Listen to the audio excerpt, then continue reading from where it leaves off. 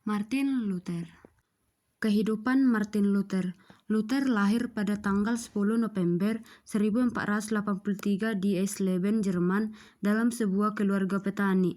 Ayahnya Hans Luther menginginkan anaknya untuk menjadi seorang pengacara, dan Luther pun memulai belajar hukum di Universitas Erfurt. Namun, pada tahun 1505, Luther mengalami pengalaman spiritual yang mendalam setelah selamat dari badai petir, yang menyebabkan dia berjanji untuk menjadi seorang biarawan. Luther bergabung dengan Ordo Agustinian di Erfurt dan kemudian menjadi seorang pendeta serta memperoleh gelar doktor dalam teologi dari Universitas Wittenberg pada tahun 1512. Saat itulah ia mulai mendalami Alkitab secara mendalam dan mengembangkan pandangan-pandangannya tentang ajaran gereja. Luther paling terkenal karena menulis 95 dalil pada tahun 1517 yang ia tempelkan pada pintu gereja Kastil Wittenberg.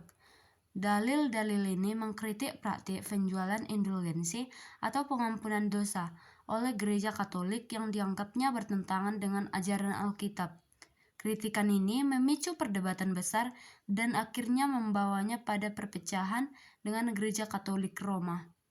Pada tahun 1521, setelah ia menolak untuk mencabut ajarannya dalam Diet Worms, Luther dianggap sebagai orang yang sesat oleh Paus Leo X dan diasingkan dari gereja. Namun, ia tetap teguh dalam keyakinannya dan terus menulis serta mengajar, mendirikan gereja-gereja Protestan, dan mendorong penerjemahan Alkitab ke dalam bahasa Jerman agar lebih mudah dipahami oleh umat.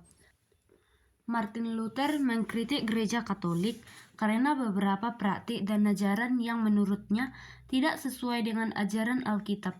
Salah satu kritik utama adalah praktik penjualan indulgensi yang dianggapnya sebagai penyalahgunaan kekuasaan gereja untuk memperoleh keuntungan duniawi dengan menjanjikan pengampunan dosa melalui uang, bukan melalui iman. Luther juga menolak otoritas paus dan hierarki gereja yang dianggapnya tidak berdasarkan pada Alkitab, serta menegaskan bahwa keselamatan hanya bisa diperoleh melalui iman kepada Kristus atau sola fide, bukan melalui amal atau ritual gereja.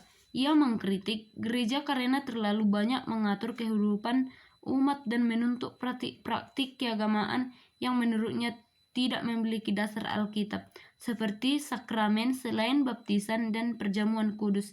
Selain itu, Luther juga menentang kekayaan yang dikumpulkan oleh gereja dan mengusulkan agar Alkitab diterjemahkan ke dalam bahasa lokal, agar setiap orang dapat memahaminya secara langsung.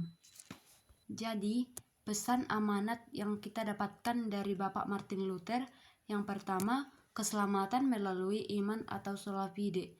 Yang kedua, pentingnya Alkitab. Yang ketiga, keberanian untuk menyuarakan kebenaran.